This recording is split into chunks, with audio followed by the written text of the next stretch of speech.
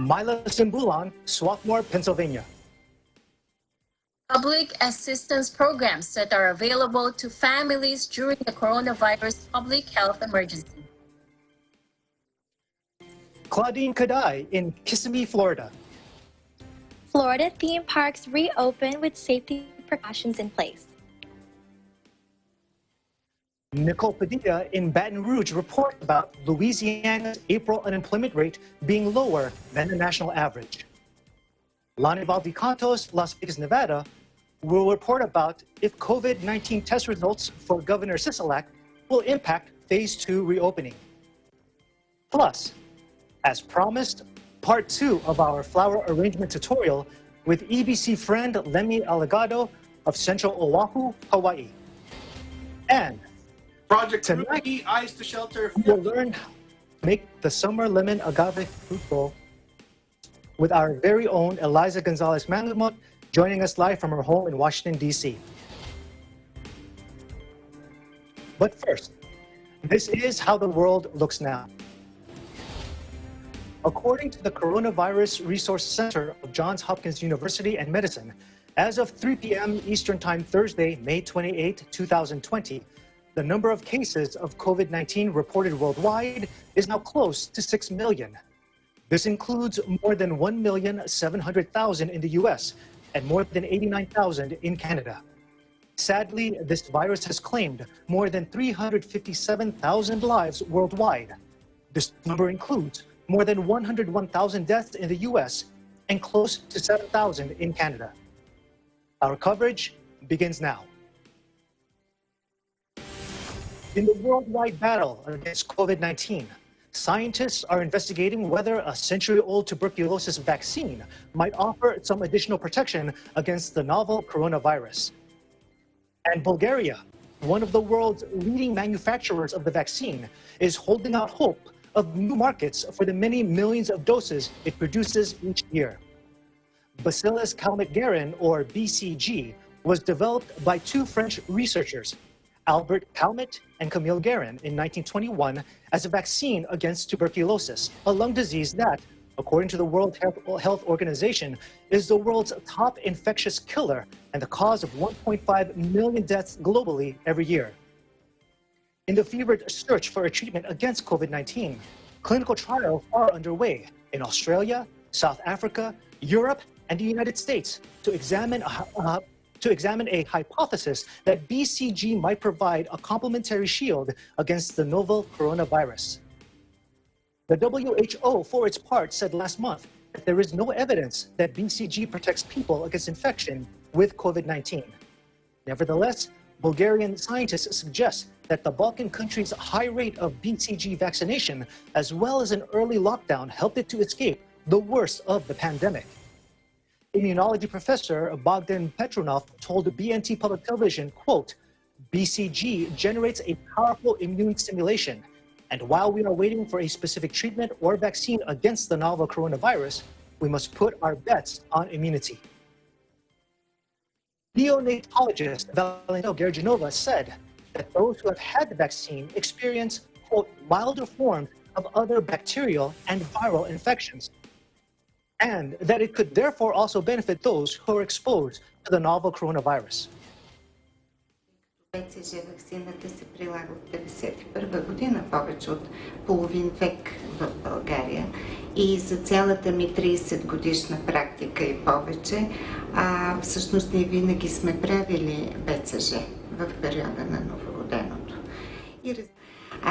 В нашата болница смело мога да кажа, че само 1% от родителите се отказват от ваксините въобще за неонаталния период, БЦЖ и хепатитната ваксина.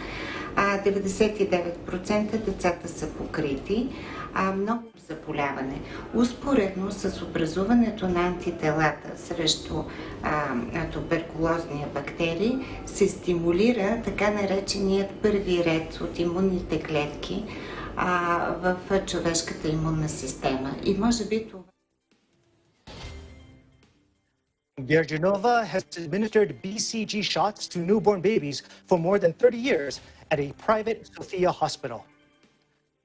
While many countries now carry out only targeted BCG vaccination campaigns, Bulgaria insists on the mandatory vaccination of all newborn babies. Bulgaria is also a major producer of the vaccine, exporting it to 140 countries. Its state-owned Bulbio is one of the 22 pharmaceuticals firms worldwide that manufactures it, and only one of 3 in the European Union. И може би това има връзка с общата стимулация на имунитета и с факта, че хората, които имат БЦЖ ваксина, не заболяват или ако заболеят, прекарват със сигурност по-леко и други бактериални и вирусни инфекции.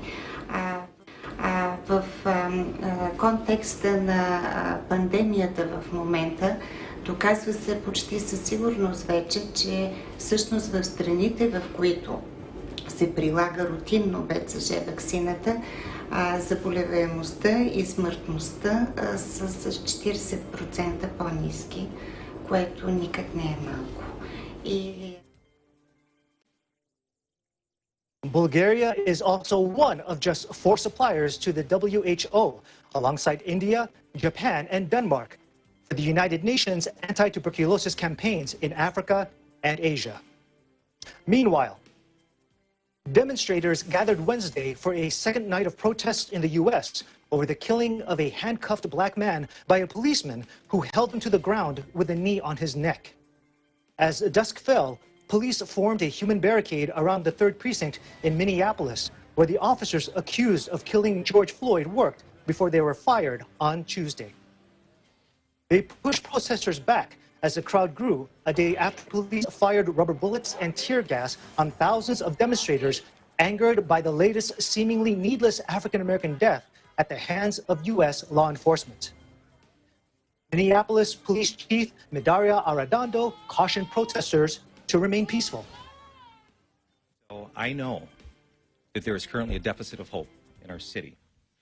And as I wear this uniform before you, I know that this department has contributed to that deficit of hope. But I will not allow to continue to increase that deficit by re-traumatizing those folks in our community.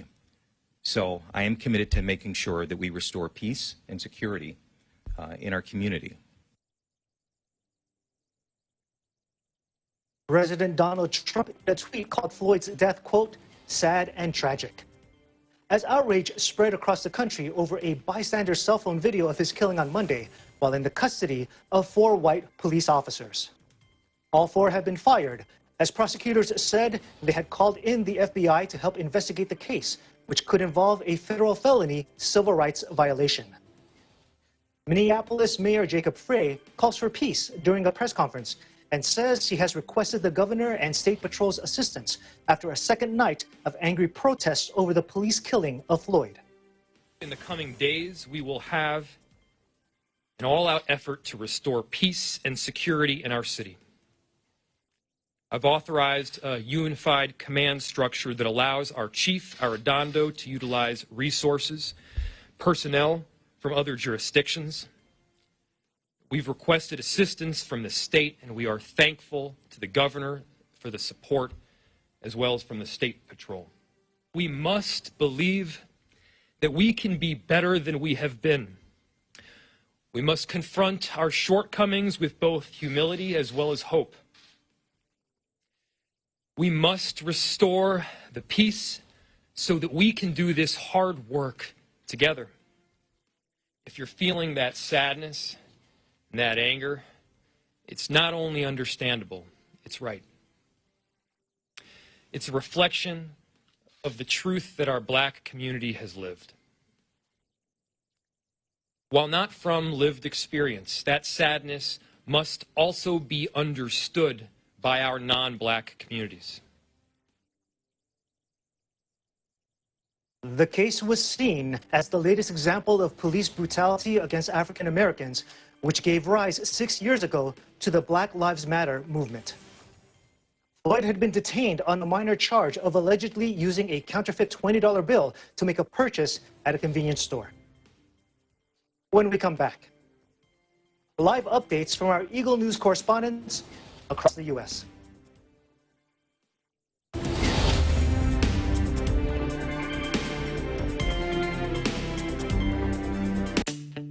Kahit na maraming kababayan natin ang nasa loob lang ng kanilang tahanan, hindi naman ito naging hadlang upang ipamalas nila ang natatangi nilang galing. Ano ang nangyari sa'yo?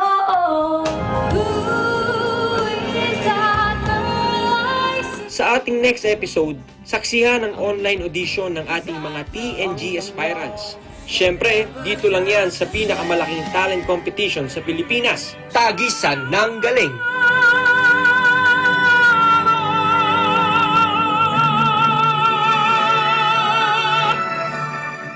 This program is presented by SMC Infrastructure, building a better world. Sandig sugar-free white coffee, puno ng white coffee taste without the sugar, kaya lower calories. Try mo na Sandig sugar-free white coffee. Sarap ng white coffee, now sugar-free. Vet-approved Nutrichunks, the only premium dog food with active boost for optimum energy and prebiotics that help strengthen immunity. Just like Catherine Bernardo, gawing listo ganado ang fur babies niyo. Listo ganado sa Nutrichunks. Magnolia Chicken Templados, delicious, ready to cook and freshly marinated daily. Pure Foods Luncheon Meat, pure sarap for every family. Star Chunky Cheese Corned Beef, ang cheesy ng corned beef mo. Walang duda, kids can tell na #1 ang Pure Foods Tender Juicy. Ang tender, ang juicy, ang sarap. Co-presented by Cooper, expert in air conditioning and electromechanical. Also engaged in structural, electrical, fire protection, plumbing, and sanitary services. Cooper, your ultimate MEPS and air conditioning solutions. Unlad Incorporated International, fight against global poverty. New San Jose Builders Incorporated.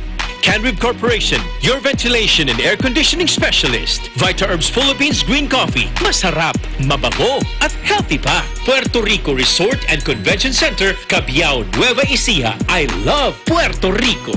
In participation with Rain or Shine Elastomeric Waterproofing Paint, Matinco. R Square Variables Incorporated, CompuZell Computer Services, Saisho International Trading Corporation, DN Steel, EMAC UPB Roof Corporation. Hey, Gretchen Ho here, and I'm a white coffee lover. Creamy kasi, and very yummy. Pero mas masarap kung hindi nakaka-guilty. Check my new discovery, San-Made Sugar-Free White Coffee. Puno ng white coffee taste without the sugar, kaya lower calories. Try mo na! San-Made Sugar-Free White Coffee. Sarap ng white coffee, now sugar-free.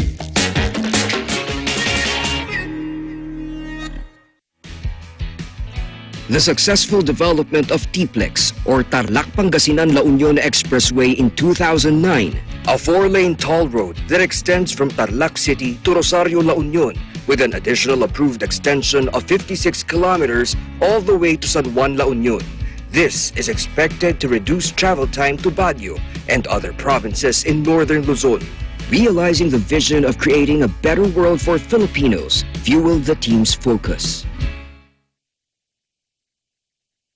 Listo at ganado ang baby ko sa vet-approved Nutrichunks with active boost and prebiotics na pampalisto. Made with real meat, with essential nutrients to help them grow healthy and happy. Listo, ganado sa Nutrichunks. Ikaw lang ang star ng buhay ko. Para sa akin, perfect ka. Ibang klase ang sarap ng corned beef mo. Ang cheesy ng corned beef mo. Pag Star Chunky Cheese Corned Beef, sarap ng corned beef, inangat pa ng real cheese cubes. Kaya perfect ang sarap. Star Chunky Cheese Corned Beef.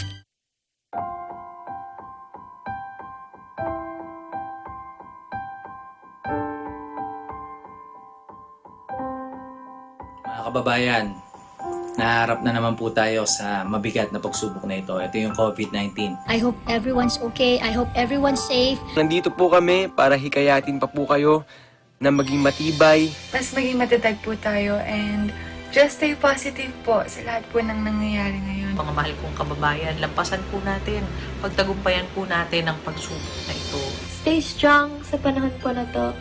Huwag tayong mawawalan ng pag-asa.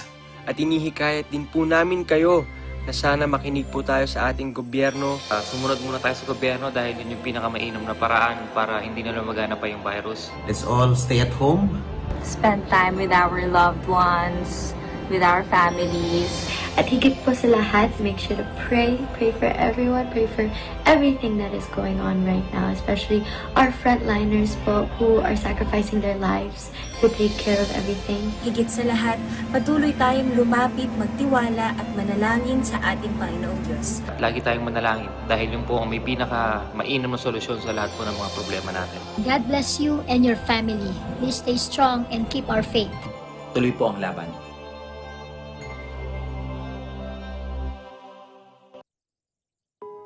Hello there. Imagine Demi got the virus, and she infected 2 more.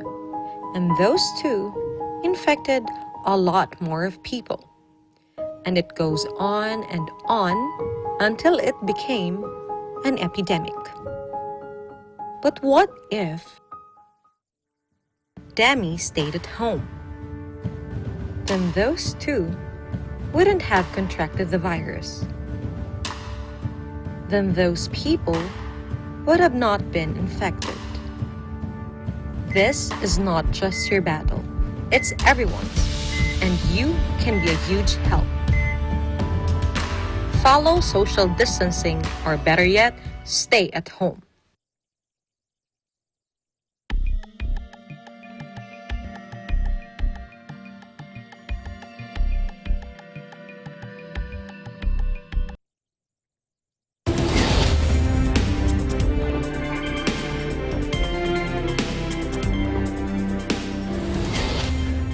You are watching Eagle News. I'm Alan Basoyahe in Los Angeles. Mayor Elizabeth Bowser of Washington, D.C. orders Stage 1 of Reopen D.C. to begin tomorrow, May 29th. In Washington, we have Eagle News correspondent Imelin Ramos. Thank you, Alan.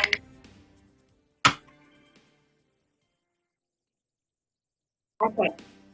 Congratulations, D.C. Mayor Muriel Bowser issued an order to begin Phase 1 of Washington, D.C. reopening.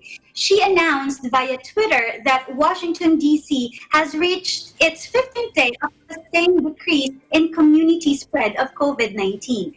As of yesterday, May 27, there were only 86 new positive cases added to the total confirmed cases of 8,492, with 8 additional deaths, bringing the total fatalities to 453.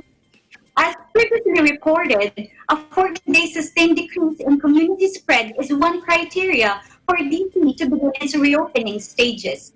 Because of this, Stage 1 of the mayor's #ReopenDC plan will start tomorrow, May 29. But what exactly is Stage 1 according to the #ReopenDC plan? Based on the recommendations made by the ReopenDC Advisory Group, Stage 1 is when the nature of the pandemic has a declining virus transmission.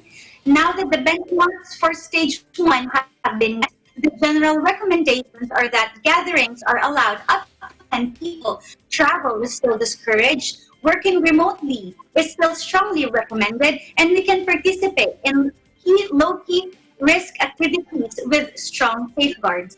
The safeguards that were mentioned in the recommendations include things we've already been doing, like physical distancing of at least 6 feet when not at home, mask use in public spaces, stringent personal hygiene, staying home when sick, and regular disinfection of surfaces.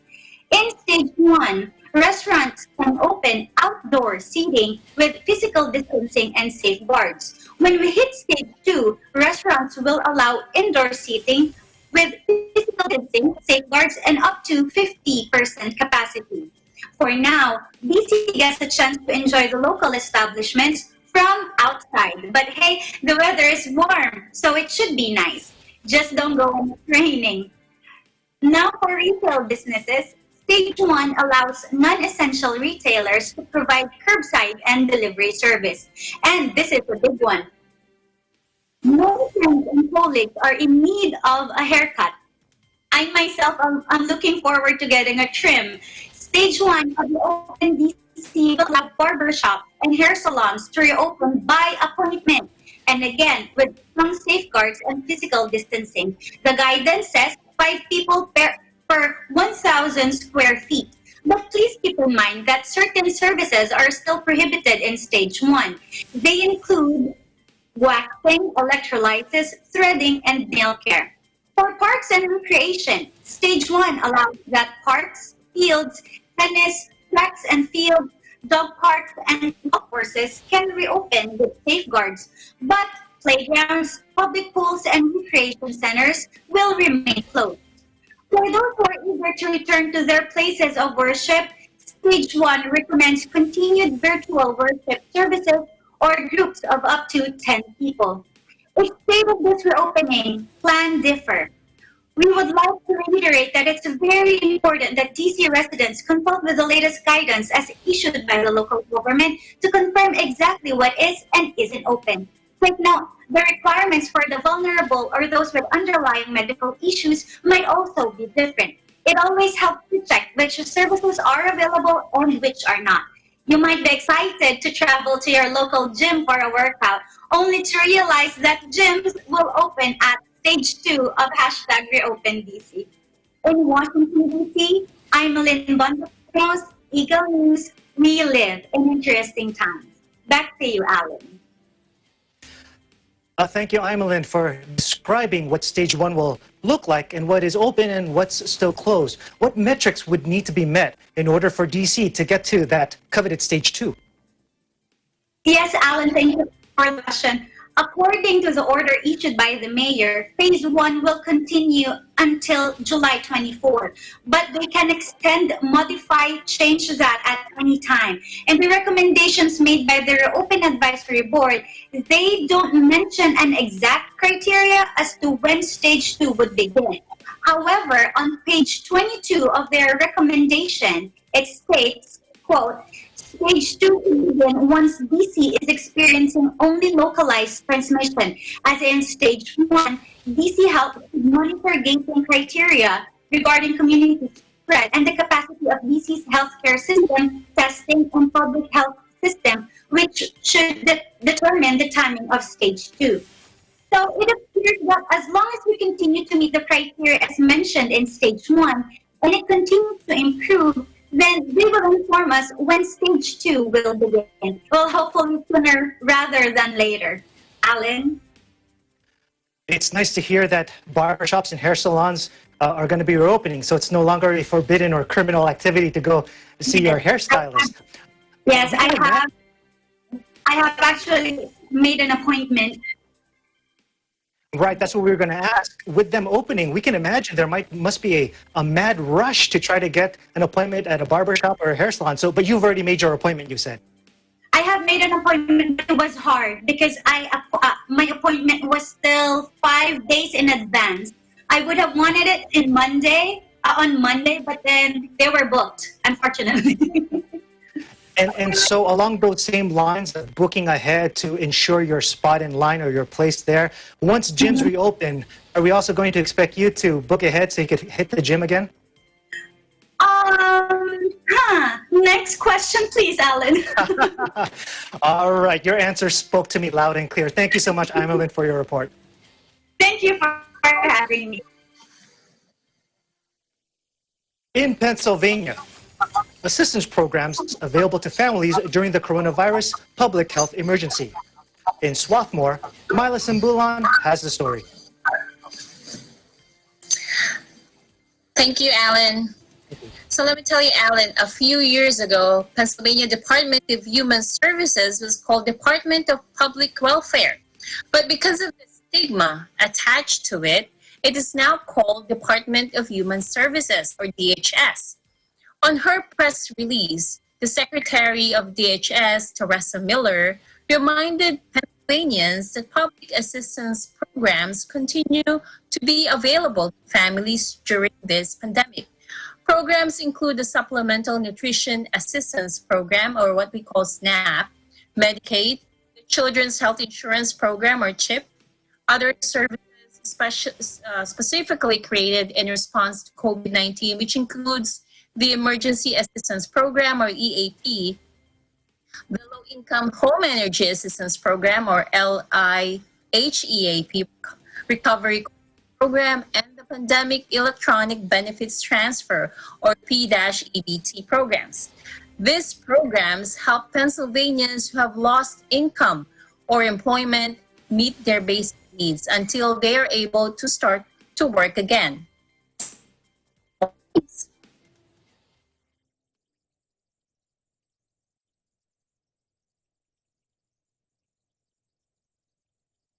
Today, the Department of Human Services connects eligible Pennsylvanians directly to resources that everyone needs to survive: food, health care, and energy to heat a home in the winter. These programs cannot sustain a family or an individual, but they can make it possible to survive a storm and see better days. If ever there was a moment for us all to appreciate the importance of a strong, stable, and sufficiently funded social safety net, I think this is that moment. These programs are needed for many in the best of times, and they are critical in the worst. We cannot forget this when this moment passes. DH's role is to ensure that qualified Pennsylvanians who need help receive it and work to make sure that people will be able to access them. DHS also works with partners at state and federal levels to implement policies in the midst of this public health crisis. This includes extending certification periods for public assistance programs or suspending the closure of Medicaid cases except in certain circumstances so participation can continue through the public health crisis. Secretary Miller ended her press release with these words: "It's okay to ask for help because we can and we'll get through this together." In Swarthmore, Pennsylvania, Mila Stimulan, we live in interesting times. Back to you, Alan. Mila, why do you think public assistance programs are so important this time of crisis? Alan, during this pandemic, many lost their jobs, others their businesses, and more people, especially those who are already having a hard time getting proper health care or having issues with food security before this pandemic even happened, will be greatly affected. So these programs will hopefully ease their hardships until, they're back to their feet. Alan? Right, and there might be some residents who in the past never needed to rely on programs like this. But do you think it's important that regardless of their situation before, maybe they weren't used to asking for help, that they should know that help is available? That's right. That's why I think Teresa, the secretary, is pointing out that, if you really need help, just ask for it. Because many people, some of them are proud. Like you said, they're not used to asking for help. So that's why they're doing this press release. They're telling people that we are here to help. Alan? An excellent message, everyone pulling for each other. Thank you so much, Mila, for your report. Thanks, Alan. Florida theme parks reopen with safety precautions in place. Claudine Kadai in Kissimmee reports. Thanks, Alan. There are a little over 53,000 COVID-19 cases in Florida as of 5 p.m. today. But in more magical news, Florida's theme parks are in the beginning stages of reopening their gates to the public.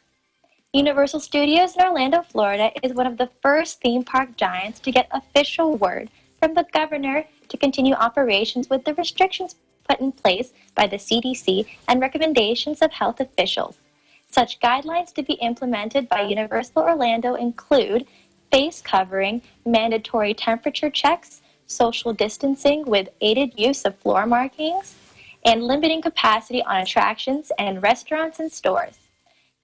Cast members are also subject to undergo training for new procedures to keep surfaces clean, limit the spread of disease, and keep parkgoers safe when the park reopens on June 5th. Operations in Walt Disney World and in SeaWorld are also expected to resume after both parks have submitted their proposals for reopening to state officials. On May 27th, Disney parks have submitted their proposals to the Orange County Economic Recovery Task Force that describes their approach towards a phased reopening of their attractions, hotels, and stores. They include plans to implement strict protocols for limiting attendance and requiring park goers to secure a reservation in advance for tickets and admission into parks. With the adoption of these new safety procedures, Walt Disney World has proposed to start the tiered opening of their parks starting on July 11th of this year. SeaWorld has submitted plans to reopen a month earlier than Walt Disney World, hoping to open their doors once approved on June 11th of this year. Part of SeaWorld's proposal for reopening includes an employee appreciation event on June 10, the day before it is open to the public. Both parks will be implementing mandatory face coverings, temperature checks, and social distancing measures for their guests and employees as well. Another one of Orlando's popular theme parks is Legoland, which has been approved to open their gates on June 1st with the adoption of adjusted operating hours, 10 a.m. to 5 p.m. for all 7 days of the week, and 12 p.m. to 4 p.m. in the water park. The opening of their newest park feature, Pirate Island Hotel, was also delayed because of closures due to COVID-19 measures. It's set to open on June 1st as well. As indicated on their website, restrictions are in place to turn away park goers with coughing or fever symptoms, those who have traveled internationally, including cruise lines, or to locations with widespread COVID-19 transmission, or have tested positive for COVID-19 within the last 2 weeks or 14 days. At the park itself, new procedures have been put in place to limit close interactions. The front gate serves as a disposable mask distribution site for visitors and a height checkpoint for riders who will be donned with wristbands indicating rides certain children are eligible for. And hygiene stations have also been set up around guest and employee areas throughout the park. As businesses and now theme parks are reopening for the public, we are all hoping towards a brighter, more magical new normal. In Kissimmee, Florida, I'm Claudine Kadai. We live in interesting times. Back to you, Alan. Claudine, I know personally a lot of friends who have been going through Disneyland withdrawals. And so with Disney reopening soon, I guess nobody has to really purchase or book that ticket to China just to get a taste of Disney. That must be welcome news to people who are Disney fans. Yes, I myself am one of Orlando's biggest Disney World fans. So it's definitely a big excitement for everyone I know, so we can get back to the parks. Well, from someone on the West Coast who's never been to Disney World, I'm assuming that Disney World to you is a more magical place than Disneyland here in Anaheim. Am I correct in that, or what do you have to say? Yes, so I haven't personally been to Disneyland either, so I'm hoping to go in the next year once things open up. But definitely Disney World is close to home, so it's close to my heart. Okay, well, definitely you and I, maybe we can do a report together in Anaheim. Now, question, why is Disney choosing to reopen a month later than the other attractions? So, information concerning why Disney is reopening a month later than other attractions has not been released officially by Disney, but it's safe to assume that it's because it's one of the more popular and more visited parks in the Orlando area, that adopting a later opening date is more suitable for preparations of the staff and the park runners to ensure everyone stays safe. Right. And we all know that Disneyland carries a reputation of being the happiest place on earth. Perhaps now they'll also carry the reputation of being the most sanitized place on earth as well. Yes, they will. Okay. Thank you so much for your report. We certainly enjoyed it. Thank you, Alan. Louisiana's unemployment rate in April was lower than the national average. In Baton Rouge, we have Nicole Padilla for the details. Thank you, Alan. On Friday, May 22, Governor John Bel Edwards issued a statement on the state's unemployment rate for the month of April, which is 14.5%. This is lower than the national rate of 14.7%. Governor John Bel Edwards stated, "We are committed to helping our people and our businesses get back on their feet in the safest way possible as soon as possible. We know that Louisianans are hardworking and want to work. Now more than ever, we must be united in our efforts to keep the coronavirus at bay in order to get our economy moving forward for our employers, workers, communities, and state." The Louisiana Workforce Commission has also helped in assisting unemployed residents by continuing to work with employers to provide grants for on-the-job training and to help connect employers with people who have lost their jobs. Businesses in Louisiana have also received aid through the Federal Small Businesses Administration. Additionally, June 1st marks the start of hurricane season in Louisiana.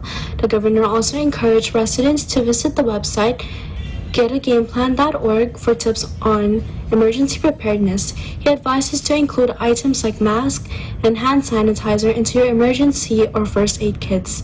In Baton Rouge, Louisiana, I'm Nicole Adeline Padilla, Eagle News. We live in interesting times. Encouraging news coming out of Louisiana. Thank you, Nicole.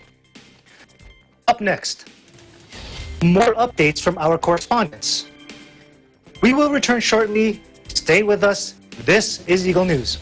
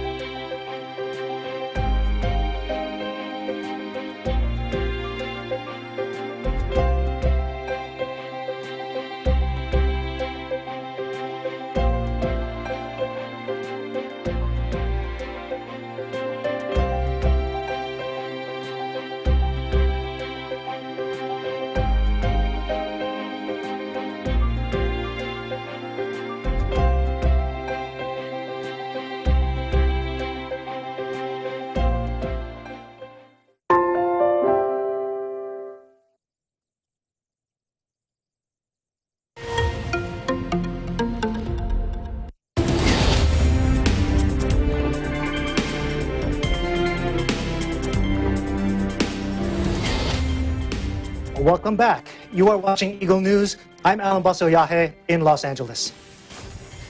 Will the COVID-19 test results for Governor Sisolak impact Nevada's Phase 2 reopening?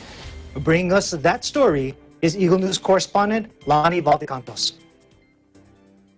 As reported earlier this week, Nevada Governor Steve Sisolak canceled a live press conference this past Tuesday after learning that he was potentially exposed to COVID-19. Late last week, he made a brief visit to the Northern Nevada Department of Employment Training and Rehabilitation Center to thank employees for their tireless work connecting Nevadans to their unemployment benefits. The governor was seen wearing a face covering and practicing social distancing. It was then later reported that an employee tested positive for COVID-19. Even though that specific employee was not in the building during the visit, the governor was immediately medically evaluated and tested. We are pleased to announce that the result is in and the governor has tested negative for COVID-19. News of this potential exposure came moments before the much-anticipated update of Phase 2 of the Nevada United Roadmap to Recovery reopening plan, which the governor conducted over a conference call with local and national media. The highlights of the Phase 2 are as follows. Friday, May 29, will mark the beginning of the Phase 2 reopening. This decision came from the consistent and sustainable downward trajectory of the percentage of positive COVID-19 cases and a decrease in the trend of COVID-19 hospitalizations. For confirmed COVID hospitalizations, it's reported that we are on a 35-day downward trend. According to the Nevada Hospital Association, intensive care and ventilator use remained flat this past weekend, and hospitals continue to have enough capacity to manage if a surge were to happen at this time. While the governor stated that he cannot emphasize enough the importance of everyone to continue to wear face coverings and maintaining at least 6 feet of social distancing when out in public and around people who are not in your household. He announced the additional businesses and facilities that can now open in Phase 2. These include the increase to 50 people for public and private gatherings, gyms and other fitness facilities up to 50% capacity, all salons with aesthetic and skincare services, day and overnight spas and massage services, even water park and other aquatic facilities, indoor malls, bowling alleys, and movie theaters, museums as well, and art galleries are all scheduled to open. As it was for Phase 1, Phase 2 will remain effective for 2 to 3 weeks per the governor. He continued to remind Nevadans that our action will determine our next step. He also stated that according to the medical experts, until there is a cure or a vaccine, social distancing is the most powerful response we have to slow the spread of COVID-19. In Las Vegas, Lonnie Valdecantos, Eagle News. We live in interesting times. Still haunting to see the Las Vegas Strip being so empty. Thank you, Lonnie, for that report. Sacramento steps forward in helping the homeless affected by the coronavirus pandemic. JP Era in Sacramento has the story. In Sacramento, different organizations are striving to make lives easier for members of the community during these times of hardship. One organization, known as Sacramento Steps Forward, has been very active in alleviating the distress put on those who may already be experiencing hardships from homelessness. Sacramento Steps Forward's mission, as outlined on their site, is to end homelessness in the region by providing resources and connecting people to services to be able to find support, stability, and long-term housing. In the midst of this pandemic, they are also on the homelessness COVID-19 response team. This team is part of the county and city emergency and public health response. Through this, they are working closely with those who are homeless to ensure that they are receiving the support and services that they need, such as testing and keeping the existing shelters safe. On their site at sacramentostepsforward.org, they publish weekly progress reports about different actions taken during that previous week. Some of the things that are included are updates on care centers and trailers that are open. These care centers and trailers act as preventative quarantine and medically supported isolation areas for the homeless who may be COVID positive, showing symptoms, or may be highly vulnerable. Other services that are being provided include ensuring those living outdoors that they have access to sanitation areas and also food. Organizations such as Loaves and Fishes and Sacramento Covered, along with volunteers, deliver these meals to these encampment sites. To ensure safety at these existing emergency shelters, COVID tests are being administered by medical partners at these sites. In perilous times like these, people's lives from the homed and also the homeless are changing from day to day. Organizations such as Sacramento Steps Forward and the Homelessness COVID-19 Response Team, along with members of the community, are striving to help everyone get through each day. In Sacramento, JP Era, Eagle News. We live in interesting times. Thank you, JP. When we come back, part 2 of our flower arrangement tutorial. We will return shortly. Stay with us. This is Eagle News.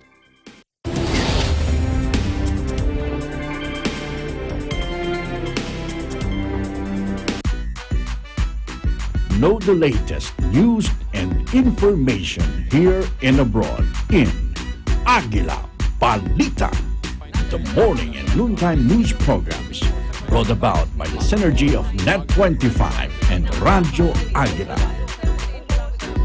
Get the fresh news and reports from Luzon, Visayas, and Mindanao in our midday newscast in Aguila, Pilipinas. Track the latest stories in the provinces in Aguila Provincia. Be aware of important events in the region in ASEAN in Focus. And be updated with the biggest news around the world with the support of its international correspondents and volunteers in Eagle News International. Tune in to Mata ng Agila and get the day's headlines and news that are sharp, accurate, and objective. Catch all of these on Net25, your reliable source of news, entertainment, and technology updates. You can also watch our news and current affairs programs and entertainment shows through our Eagle News and Net25 Facebook pages, YouTube channel at Eagle News, and in our live streaming sites. Be informed with relevant news and information in these interesting times.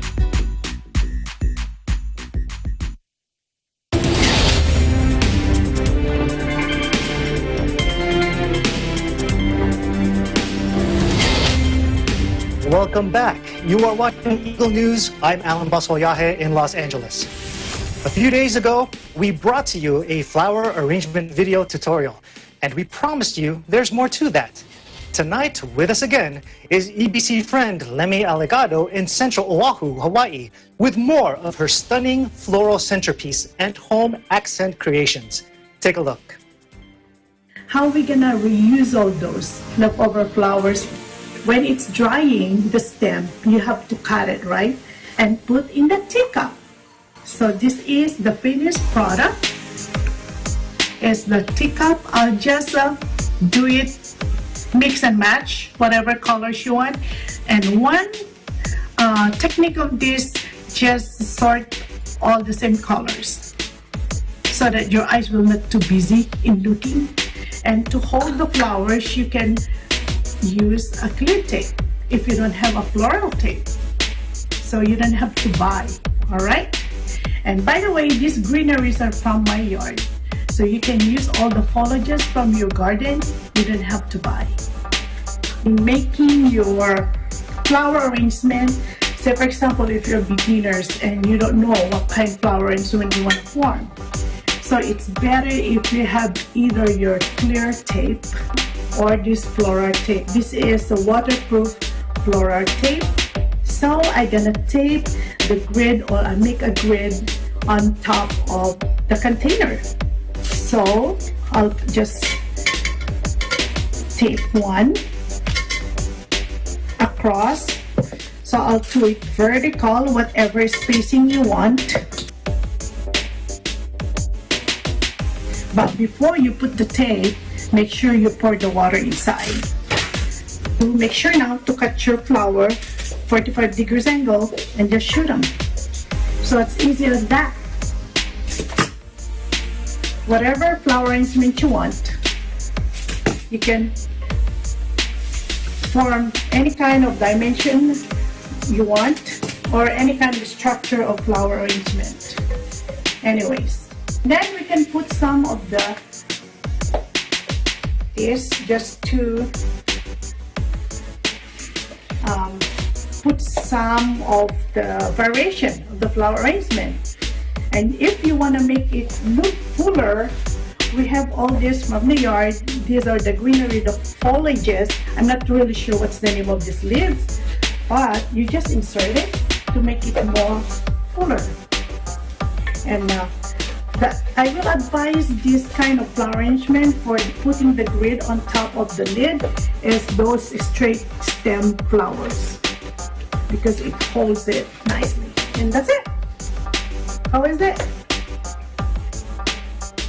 And you can see this kind of arrangement at flower shop or florist. It's really pricey, it's really expensive, but if you do it yourself, you can save a lot of money. All right. Now, we're gonna go to the best part of the flower arrangement.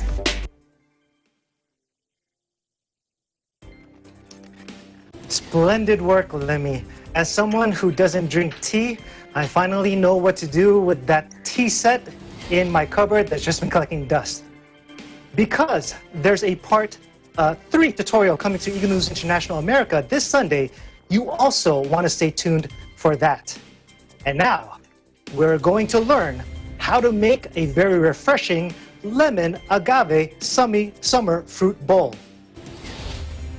From flowers, we're transitioning to fruits. Summer being just around the corner, and the weather is pretty much starting to let us know that. One way to enjoy warmer temperatures is to snack on something refreshing and healthy. To share with us this easy-to-make and cooler-than-cool summertime snack, joining us live tonight is our very own Eliza Gonzalez-Manwitmot from her home in Washington, D.C. Hi, Eliza. What have you got for us? Hi, Alan. How are you? I'm doing well. I'm excited. That's good. That's good to know. Like you said, we have for you, we will prepare this very timely summer snack, which we are calling lemon agave fruit salad bowl. And our ingredients for today are grapes. They've already been picked out from the stem. We have blueberries and strawberries. How refreshing is that? Are you a fan of fruit, Alan? I am, especially if someone else is preparing.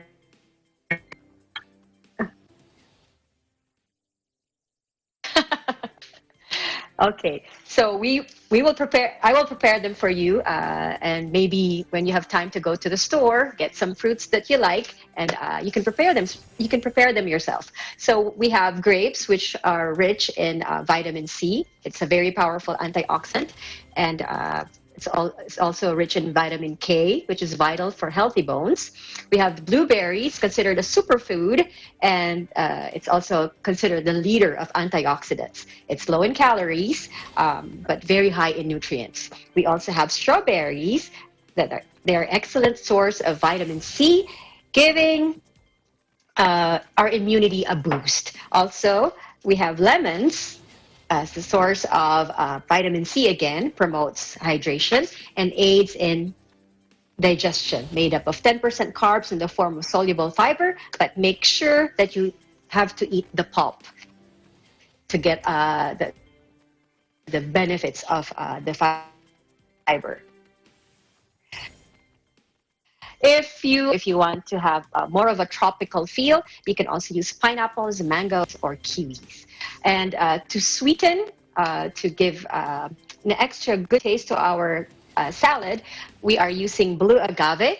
It is an alternative to sugar. And Alan, according to allaboutagave.com, it's saying that blue agave boasts considerably of low glycemic index, making it a favorable option for those dealing with obesity, diabetes, thyroid disorder, or heart disease. Also, you can add fresh mint. Are you a fan of fresh mint, Alan, of that green leafy, minty flavored leaf? Yes. Again, as long as you can also add that to this. Okay, you can add that to also. Okay, so now we're gonna put them together. What we need are 3 cups of grapes. We're gonna make. I washed my hands before we got to this segment, so my hands are clean. Just make sure, especially if you're preparing it not just for yourself, but for your family too. Okay, so that's 2 cups. And 3. So we're gonna have 3 cups of grapes, and then 2 cups of strawberries. We've already sliced the strawberries into 4. If they're big, if they're too big for you, you can slice them into 4 parts or pieces. 4 parts. Or if they're kind of small, just half them. Then that should be fine. Or if they're super tiny, then you don't have to just eat them whole like that. So 2 cups of strawberries, put them in the bowl. All right. And then a cup of blueberries would be my favorite. So if you want, it doesn't have to be exactly like a cup or 2 cups or 3 cups. It depends on which one is your favorite. So just mix them all in.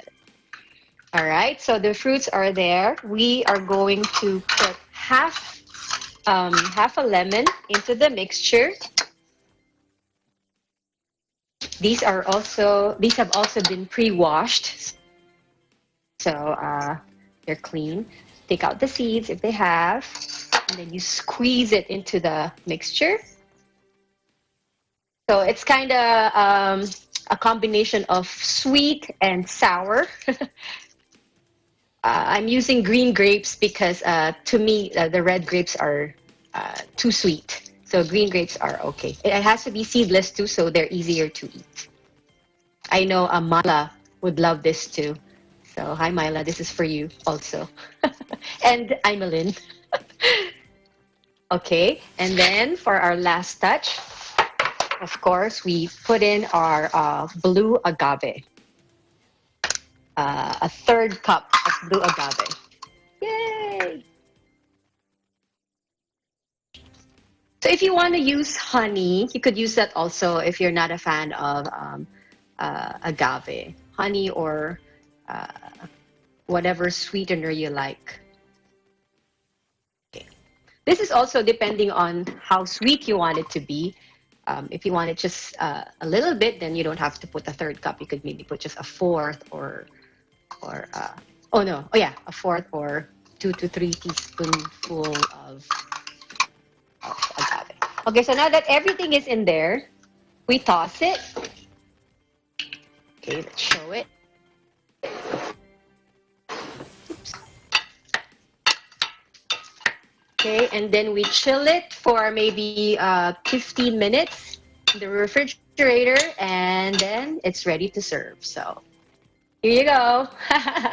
This is for you, Alan. Oh, I'll take it. Thank you. Thank you for joining me, and we hope to see you next time. Eliza, before we let you go, we have a few questions. So, is this normal, healthy? Is this normal, healthy fare for your family? Yes, actually, I'm pretty lucky because my kids, they love fruits, and they would snack on them like all day, and they could actually, this serving is only for maybe just the 2 of them. I have twin girls, so I think this serving that I just made is just enough for the 2 of them. So if I want some for me, then I will have to make my own another serving of it. It's time to get a spare refrigerator and hide that somewhere. And you mentioned your daughters. I guess it's a good message to give for young adults or children who are just used to eating candy and things like that. That fruit, especially what you prepared, is a very good alternative. That's true. Instead of candy, like you said, or chocolates or chips. This is, I think, a better alternative to snacking. Especially, they're always at home, they're always hungry, so it's better to give them a little bit of alternative instead of those processed stuff. And now I have a final question for you. It's of a personal nature. It's very important to me. If I were going to make this summer lemon agave fruit bowl for myself and ate it every day, how much weight would I lose? Oh, I don't know if you're going to lose or you're going to gain.